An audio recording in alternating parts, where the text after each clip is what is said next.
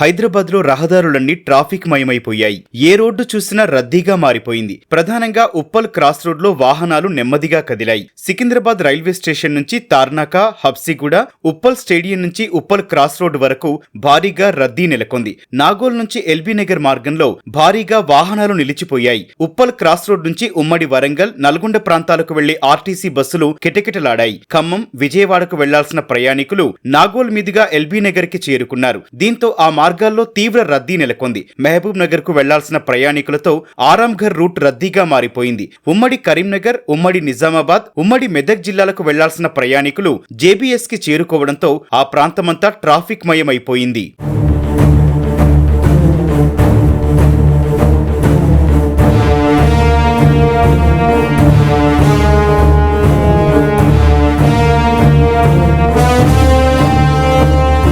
సొంతూళ్లకు వెళ్లాలని ఒక్కసారిగా నగర ప్రజలందరూ రోడ్డెక్కడంతో ద్విచక్ర వాహనాలు, కార్లు, ఆటోలు, ఆర్టీసీ బస్సులతో రోడ్లు నిండిపోయాయి. 10 నుంచి 15 నిమిషాల్లో వెళ్లే గమ్యస్థానాలు 1.5 నుంచి 2 గంటల పాటు పట్టిందని ప్రయాణికులు పేర్కొంటున్నారు.